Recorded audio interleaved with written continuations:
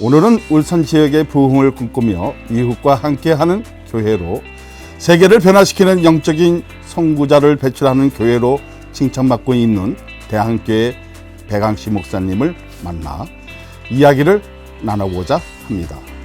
반갑습니다. 저는 대한교회 시무장로로 섬기고 있는 김기현이라고 합니다. 기독 정치인으로서 정말 이 사회 속에서 빛과 소금이 되는 역할을 꼭 해야 되겠다 하는 각오와 의지를 가지고 있습니다.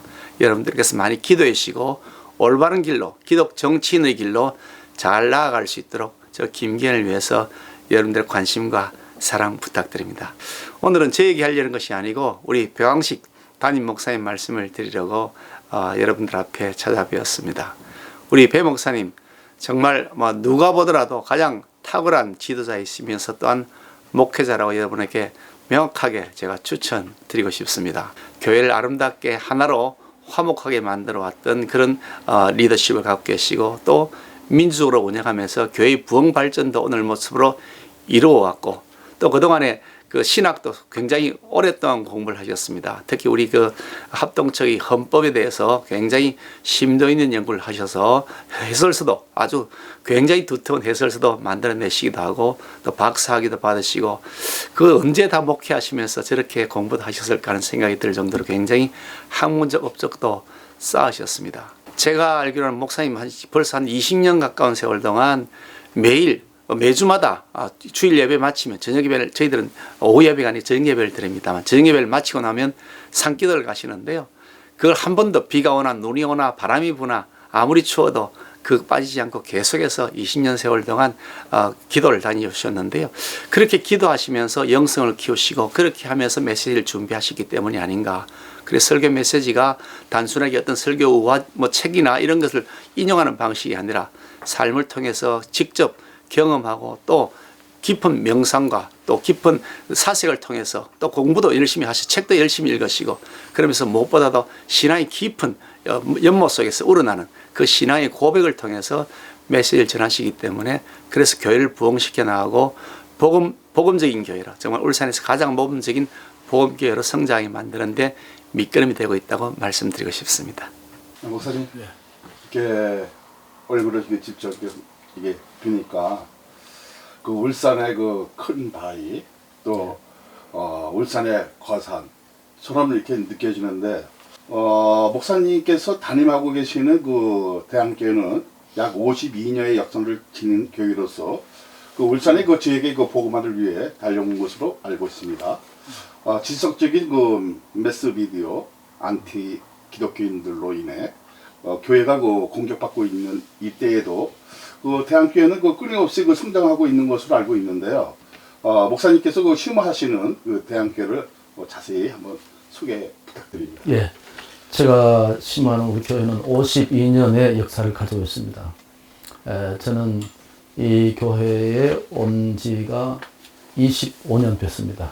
예, 제가 영국에서 공부를 하고 이 교회에 왔을 때 상황은 그냥 이제 이단에 의해서 교회가 그냥 풍지박산된 그런 교회였습니다.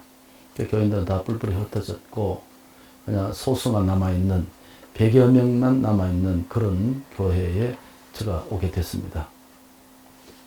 그야말로 주일학교가 한 10년 동안 주일학교가 자생하지 못한 그런 교회에 하고 하나님의 은혜로 열심히 해서 오늘의 조그마한 부흥을 이루는 계기가 됐습니다.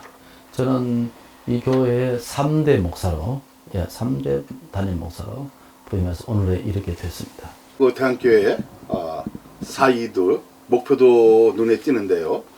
울산 지역과 함께 기도와 저기 함께 이웃과 함께 청소년과 함께라는 그 목표로 진행되고 들었습니다. 근데 그래서 이제 그 대한교회는 무엇보다도 지역 봉사와 교육에 그 앞장서고 있다고 들었는데요. 여기 대해서도 말씀 부탁드립니다. 저는 이 교회를 함에 있어서 제일 처음에 이제 선교의 부모들과의 이 접촉점을 위해서 울산에 제일 먼저 영어주의학교를 시작했습니다. 그래서 영어주의학교를 시작해서 교회가 아이들에게 부모들에게 이제 선교적 접촉점을 갖고 교육의 가교를 하기 위해서 영어주의학교를 하는 그 교육에 대해서 지금 근자는 뭐냐 하면은 1, 2, 3, 4부를 드리는데 2부를 세대 통합으로 드립니다. 그러니까 아이들과 전체 다 부모들하고 세대 통합을 드리면서 이제 아이들에게 토론식 수업 방법을 도입하고 있습니다. 그러니까 저희 설교를 아이들이 듣고 적고 영어로 듣고 그럼 나중에 제출하면 그걸 상품으로 하고 3개월에 한 번씩 저희 설교를 가지고 아이들이 토론식으로 해서 그렇게 지금 진행하고 있는 것입니다. 그런 것을 통해서 이제 교육의 좀 내실화도 아이들에게 또 관심도 부모들과 함께 드리는 것으로 그렇게 지금 주안점이 있는데 이 차관점은 제가 영국에서 스코틀랜드에 공부하면서 그 예배가 어른들과 같이 예배 드린단 말이죠. 그것의 관점에서 우리도 이 세대 통합이 지금 시대에 있어서 맞다. 그래서 생각해서 세대 통합을 지금 드리고 아이들이 순수 맡아서 하는 이런 예배 형식을 취해서 부모들이 곧장 좋아하고 같이 선생과 부모 함께 이후 예배를 그렇게 은혜 가운데 드리고 있습니다. 그 목사님이 이렇게 사실 그 세대 통합 토론 방식 저도 이런 방식은 참 좋은 방식이라고 이제 생각되어지고 그리고 이제 그 사회보다 과거에는 이런 교회가 앞섰잖아요. 지금 이게 대학교를 보니까요 그러한 모습이 좀 보이는 것 같아요. 그래서 이게 참 이것은 참 다른 데보다 좀 이게 특이하다 지금 이제 생각이 되어지고요. 사실 그 교회가 그 노후화되고 있다는 말이 언론을 통해서 종종 이제 들고 있잖아요. 그만큼 뭐 저출산 문제 또 기독교에 대한 그 방감으로 인해서 아이들이 교회에서 그 성장하지 못하는 그 현상이 발생하고 있는 것 같은데요. 자, 그럼에도 불구하고 그 대학교는 그 주일학교 매년 성장한다고 들었습니다. 요즘 진짜 그 주일학교가 귀한데 이렇게 발전할 수 있는 그 계기가 무엇입니까? 저는 우리 교회가 지금 한 100여 명으로 시작해서 지금 출석 1000명으로 지금 왔습니다. 그러니까 폭발적인 부흥은 안 왔지만은 한 번도 25년 동안 뒷걸음질 친 적은 없고 계속해서 완만하게 성장을 해왔습니다. 그러면서 이제 교육에 이제 방점을 찍어야 되겠다 하는 생각을 지울 수 없어서 지금도 아직 뭐 주일학교가 크게 부흥되는 상태는 아닙니다. 그러나 계속해서 부흥에 이제 뒷걸음치지 않고 계속해서 주일학교도 어른과 함께 이제 성장해가는 그런 상태에 있습니다. 그 중에 가장 중요한 것은 교사 교육이라고 생각합니다. 교사 교육을 지금 두 방면에 생겼는데 하나는 교사들에게 교리 교육을 시키자. 예수가 누구, 하나님이 누구냐 하는 부분에 대해서 우리가 개혁교회, 보수교회단이라 하면서 이 부분은 너무 가벼운 교육만 시킨다. 그래서 이 부분을 하고 두 번째는 이제 교사 교육에 대해서 저희 설교를 가지고 공부하는데 목요일과 금요일 날 저희 설교가 교사들에게 다 갑니다. 그러니까 충분히 교사들이 그것을 인지를 하고 스타디를 해서 아이들과 함께 토론식 수업을 지금 진행하고 있는 상태죠. 그런 면에서 좀 특이하고 우리가 좀 앞으로 개선해 나가야 되는 그런 방법이다. 그렇게 지금 하고 있고요. 그러면 우리가 지금 현재 25년 있으면서 교회를 이전해서 신축했고 교회가 부흥함으로 정축 리모델링을 했습니다. 바깥에보다도 본당 올라가면 훨씬 더 안 하고 좋은 점이 있는데요. 양쪽에 교육관 빌딩을 3개 빌딩을 3개 가져서 아이들 교육에 부족함이 없도록 그렇게 지금 하고 있습니다. 근데 제 생각에는 예산과 관심의 교육에 상당히 중요한 것이다. 지금 그 다음에 이제 교사의 재교육과 교사의 관심과 교사의 헌신이 주일학교를 그런 대로 살리는 데 가장 중요한 점이 아니겠나 지금 그렇게 생각하고 있습니다. 목사님 이게 이제 그 주일학교의 이제 목사님이 어떤 그 티칭이 좋으니까 교사들도 이렇게 좀 좋같이 느껴져요. 근데 그 대한교회가 이렇게 그 훌륭한 목표와 그 가치를 향해 끊임없이 돌진할 수 있었던 것은 그 목사님의 목회 철학이나 신념도 이렇게 한복했을 것 같은데요. 목사님께서 그 목회를 이제 해 오시면서 가지고 계신 그 목회 철학은 어떤 것입니까?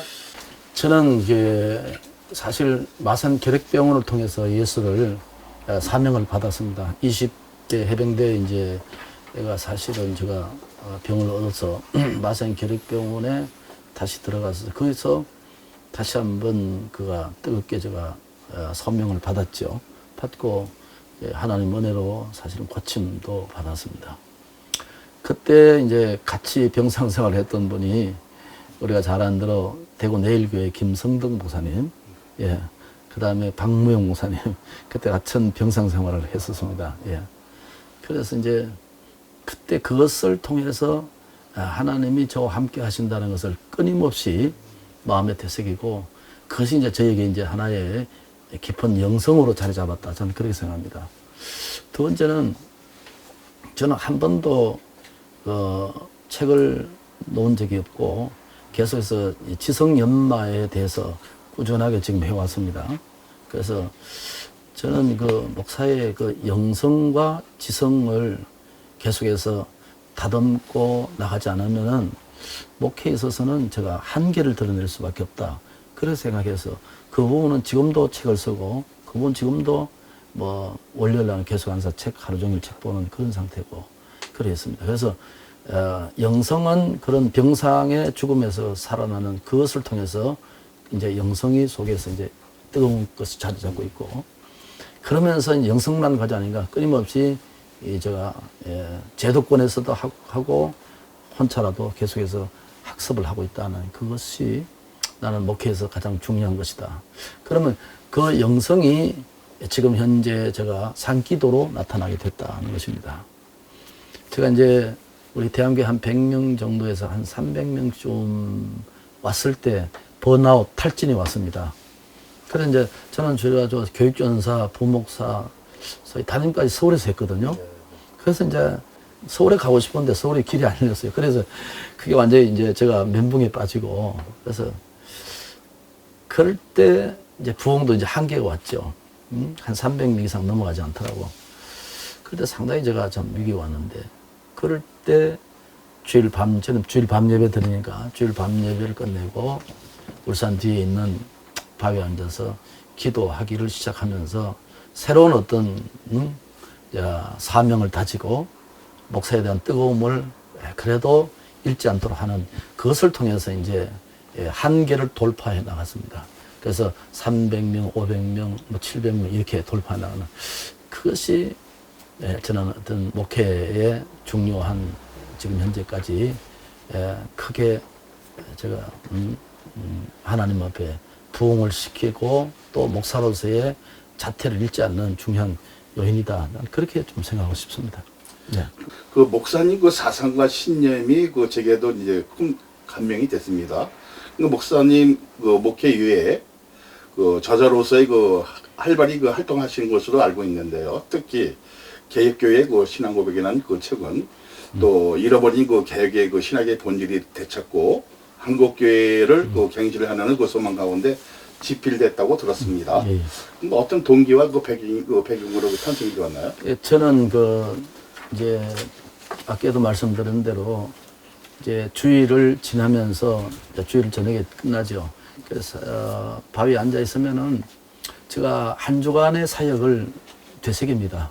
잘못한 것을 고백하고 목사로서 좀 처신과 말과 또 성도들의 대함에 있어서 그런 것을 회개하고 다시 한번 새로운 영성을 주입하는 인풋시키는 그런 기회를 삼고 참 제가 이제 65세가 넘었는데요. 이런 나이에 이 교회에서 뭐 그 정도 안 해도 교회는 큰 문제 없이 굴러가게 되어 있습니다. 난 저는 그는 아니라고 생각합니다. 그래서 이제 올라가다가 뭐 눈이 오고 비가 오면은 미끄러지기도 하고 다치기도 하고 그럴 때가 많았어요. 그런 걸 통해서 목사는 야성을 가져야 된다. 목사로서의 야성. 우리가 안주하는 것이 아니라 뭔가 그런 야성을 통해서 춥고 덥고 어떤 그런 다침을 통해서 내가 목사라는 이 시대 정신을 사명을 그 마산 기획병원 뭐 해병대 이런 것을 통해서 다시 한번 되새기는 것, 그런 기회가 되고, 저는 이제 오늘날 우리 교단이 말이죠, 개혁교회라 그러면서 목사가 너무 우리가 신학을 저버리는 설교, 또 개혁 신학을 없는 목회, 이벤트 목회, 찰나적인 목회, 추종 목회, 이런 목회가 많단 말이죠. 저는 그것이 아니라고 생각합니다.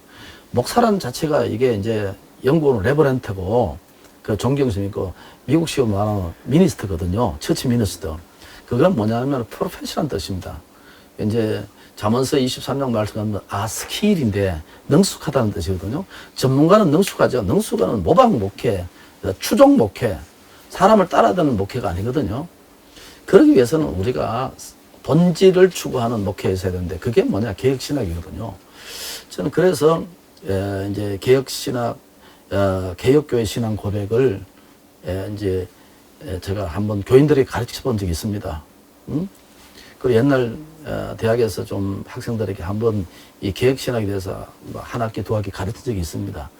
그를 통해서 다시 이 목사들에게 이 부분을 이제 학자들이 쓰는 개혁교회 신학하고 목회자가 쓰는 것은 좀 가감이 다르지 않겠나. 그래서 어려운 책이지만은 제가 이것을 집필하게 된 계기가 됐습니다. 예. 목사님 이렇게 이제 그 한 권이 아니라 이제 여러 이제 책이 나왔는데요.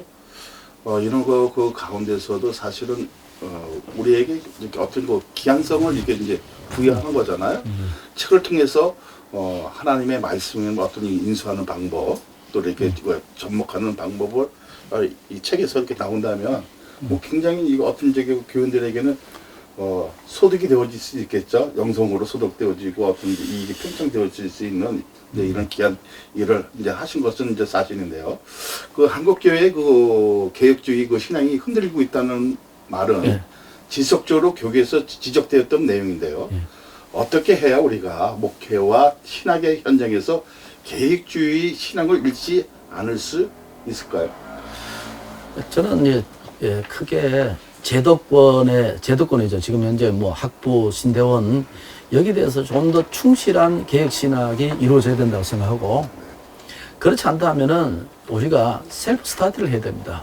목사님들이 스스로 하나님 말씀 붙들고 혹은 무게 있는 책들을 통해서 자주 읽으면서 자기 신학적 정립을 신대원 나와서 되지 않고 그 목사에서 목회를 하면서 끊임없이 자기의 셀프 스타디를 통해서 신학적 틀을 날마다 형성해 가야 되죠. 그러면 우리가 언제 어디서라도 한편의 설교하도록 헛소리하지 않도록 그야말로 신학이 묻어져 나오고 그 하나님의 말씀이 오리지널로 묻어져 나오는 그런 신학을 하기 위해서는 저는 개혁신학의 정립이 셀프 스타디 혹은 제도권에서도 지금 총신에서 바로 이루어져야 되지만은, 그러나 목사님 스스로 이것을 공부해 나가지 않으면은 설교하면서 마치 설교가 뭐 우리가 그냥 성경을 읽어놓고 엉뚱한 소리만 계속 하는 이런 설교가 오늘 우리가 교단의 신학적 정체성을 우리가 잃어버리는 그것이 아니겠나, 그렇게 생각합니다. 그건 외부에 있는 것보다도 우리 내부의 우리 교단의 자체가 훨씬 더 문제다. 그걸 개선해 나가야 된다. 그런 의미에서 저는 그렇게 좀 이런 개혁신학의 정립을 필요하다, 그렇게 생각합니다. 정말 그 목사님 말씀을 통해서 가지고 계신 지식과 경험이 뿜어져 나오는 것 같은 것만 아니라 진짜 예수님이 나오는 것처럼 느꼈어요. 그럼 목사님, 그렇다면 그 목회자로서의 그 백왕세희 목사님 대해서도 좀 제가 이제 궁금한데요. 목사님께서 가지고 계신 비전이나 사명은 무엇입니까? 비전 특별한 것은 저는 이렇게 생각합니다. 가장 소박한 비전은 제가 교단에 정해진 연령대로 무사히 목회를 완주하는 것입니다. 은혜 가운데 제가 교인들이 우리 목사님이 떠났을 때 아쉬워하면서 그래도 부흥의 끄트머리를, 부흥의 분위기 정도는 남겨놓고 그렇게 아름답게 목회하는 것, 그게 이제 가장 적은 소적인 소확행 정도의 그것이고, 두 번째는 이제 제가 생각하는 것은 저의 사위도 목사고 제 아들도 목사입니다. 우리 아버지 장인어른이 목사로서의 아름다운 모습은 난 후대에게 상당히 좋은 영향이 간다고 생각합니다. 우리가 목회를 엉터리 하고 나면은 내가 자식들에게 볼 수 있는 그게 아니지 않냐. 그래서 그렇게라도 좋은 영향력을, 좋은 자취를, 스티그마, 좋은 흔적을 나는 자식들에게도 아름다운 목사의 목회를 나누는 것이 제 작은 소망이고, 우리 대한교회를 좀 더 성장하는데 밑받침을 확실하게 깔아놓고 후배에게 물려주는 그런 작은 소망이 있습니다. 그러면서 이제 앞으로 한두 권 정도 책을 더 보완해 나가는데, 우리 그런 기회가 오는지 몰라도 책을 통해서라든지 어떤 저의 목회 활동을 통해서 좀 더 이런 부분에 대해서 좀 충격을 주고 좀 더 격발을 시킬 수 있었으면 좋겠다. 그런 의미가 제가 큰 소망이라고 생각합니다. 우리가 바이러스를 통해서 우리 교단이나 우리 한국교회가, 저는 개인적 생각입니다만은 너무 성급하게 대면 예배를 포기했다. 저는 2번만 대면 예배를 했던, 한 번도 대면 예배를 한 적은 없습니다. 예? 그래서 계속해서 그러면서도 성가대도 했고, 마스크 찍고 성가대도 했고, 1, 2, 3부 성가대도 했고, 저녁 예배 성가대 세우고 마스크 주 성가대 하고, 수요일 날도 저희들은 권사 찬양 듣는데 성가대 하고 했습니다. 저는 뭐냐 하면은 우리가 신학을 지킴에 있어서 깡이 있어야 된다고 생각합니다. 결의와 결단이 있어야 된다고 생각합니다. 교회가 예배 드리지 않으면은 그런 예배는 어찌 마라 간조같이 무교회 주기가 되고 우리 스스로를 교회를 무너뜨린 거라고 생각해서, 저는 그 부분에 대해서 우리가 거리를 지키면서, 그러면 3부 예배 드리면은 5부 예배로 늘리면 되잖아요. 우리 지키면서. 우리는 그냥 그걸 딱 크로즈 시키고, 나는 그런 예배가 우리 교단에서 난 바람직하지 않다고 생각하고, 그분이 어떤 경우 오더라도 저는 예배를 중단시킬 마음이 없습니다. 그냥 거리를 지키고, 마스크를 치고, 발열 체크하고, 명단 작성하면은 우리가 얼마든지 3부를 5부 예배 드리고서, 저는 정년 예배나 새벽기도 1, 2부 드리는데 철학에도 한 번도 신 적이 없습니다. 그러나 거리를 떼어서 충분히 예배 드릴 수 있으니까, 그런 부분에 대해서 우리는 신학이 그런 데서 현실로 나타나야 된다고 생각합니다. 그런 겁니다. 그죠? 그 목사님, 예. 코로나19를 통해서도 예. 이렇게 이제 신학적인 문제, 예. 또 그 개혁의 어떤 이게 예. 그 모범적인 그 예. 답, 예. 그 본질을 지키는 이런 모습은 사실은 교회를 더 살릴 수 있는 이게 한 방법이기도 이제 하는데요. 자, 목사님께서 그 목회 생활을 해 오시면서 많은 어려움과 고통의 시간 또한 그 경험하셨으리라고 이제 생각이 됩니다. 그 속에서도 목사님께서 꼭 잃지 않으셨던 신앙의 습관이 이나 패턴이 있었다면 어떤 것이 있을까요? 저는 우리 교회에 가장 중요하게 생각한 것이 설교를 친다면은 이제 청교도 설교 형태가 뭐냐 하면은 이게 자기가 좋아하는 본문만 하는 설교가 아니고, 그게 이제 뭐냐 하면은 주일 낮은 창세기면은 주일 저녁은 마태복음, 그 다음에 새벽 기도면 시가서, 그 다음에 금요 기도는 바울 서신, 이렇게 해서 성경을 한 번씩 계속 돌아가는 형태로 그렇게 설교하는 것이 저는 저 개인적으로는 통전적 설교가 가능하다, 그렇게 보거든요. 저는 25년 동안 계속 그렇게 설교해 왔습니다. 그러면서 그러면 성경을 전체 보는 눈이 조금 더 효과적으로 열린다, 그렇게 생각하고, 두 번째는 뭐냐 하면 설교에 무엇을 설교해야 되는가 부담이 없다는 것입니다. 그럼 오늘 설교하면 다음 주에 설교는 이미 본문이 정해져 있죠. 예. 새벽기도는 그렇게 되고 철학기도 다 정해져 있고. 예. 두 번째는 담임 목사의 설교를 너무나 다른 교회를 본 때 새벽기도는 저는 월요일부터 계속합니다. 1부, 2부 다. 예? 그래서 그런 분을 나는 본질에 있어서 놓치지 않아야 된다고 생각합니다. 근데 다른 데 보면 상당히 많이 안 하시더라고. 나는 그거는 수요일도 하고 금요 기도에도 제가 인도 하고 새벽기도 다 1, 2부터 제가 다 합니다. 교인들은 잘하든 못하든 담임 목사 서기를 원하는 것 같아요. 근데 하나님이 저에게 여기 맡겨줬었으면 저는 최선을 다해야 된다고 생각해서 잘하지 않으면 주일 저녁만 부목사에게 맡기고 나머지는 거의 제가 하는 쪽으로 하고 있습니다. 그런 설교의 부분. 두 번째는 이 교인들을 영성으로 이끌어 가는 이 부분은 지금 현재 5월달 한 달이 뭐냐면은 우리가 기도의 주간입니다. 그러니까 매일 기도하는데 새벽기도 1부, 2부, 그 다음에 이제 전도회 14개, 남전도 8개 있는데 그걸 이제 나오는 날이 있습니다. 전체도 나오지만은 그분들에게 전화해가지고 나오더라고. 이름 적고하고. 그러면 새벽기도 1부, 그 다음에 저녁 예배. 예, 그러면 제가 한 달 동안 계속 제가 인도하죠. 이런 것을 계속해서 자주 한다는 겁니다. 1일 3회 기대. 그 다음에 뭐냐 하면은 이런 5월달 한 달 철학기도. 그 다음에 이제, 월요일 날 국가를 위해서 기도하는 것. 그 다음 토요일 날은 주일을 위해서 기도하는 것. 그건 제가 인도합니다. 어쨌든 간에 제가 외부 출타하지 않는 제가 인도한다는 것이죠. 예. 그래서 제가 맨 앞에 앉아서 인도하든 안 하든 마이크를 잡고 인도하는 그 모습은 교인들에게 어떤 모습인지 모르지만은 목사가 최선을 다한다는 모습은 보여줘야 된다고 그렇게 생각합니다. 예. 목사님, 이렇게 이제 말 속에 이제 뼈가 예. 윤택해지는 어떤 그 기본적인 그 요소가 이제 발생이 되어주는 것 같은데요. 예. 목사님, 이제 끝으로 우리 그 합동 교단의 그 사나이 그 목사님들과 장로님들과 그리고 사랑하는 그 대한교회 성도들에게 한 말씀 부탁드립니다. 글쎄요, 제가 뭐 그럴 만한 어떤 대부흥을 이룬 것도 아니고 어떤 목회나 어떤 인생에 있어서 정상에 선 그런 사람도 아니기 때문에 그렇게 말할 수는 없지만은 그러나 이혜인의 시 눈물꽃 같이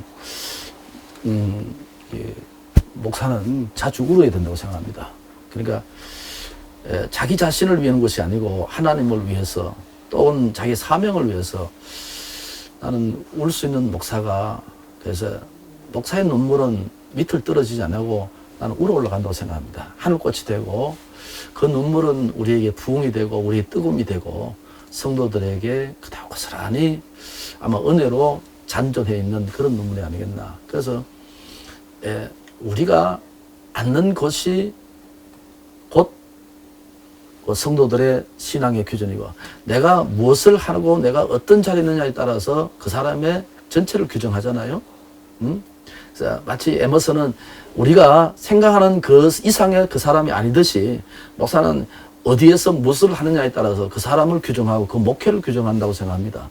그래서 자주 기도의 자리, 자주 학습의 자리, 그 자리가 눈물의 자리가 되고 그러니까 우리가 자주 엎드릴 때 성도가 서게 되고 눈물을 흘릴 때 성도가 웃게 되고 저는 그렇게 생각합니다. 이엔 바운즈가 그런 말을 했죠. 그래서 그런 것이 저는 필요하고 두 번째는 사명으로서 평생 우리 사명자 아닙니까?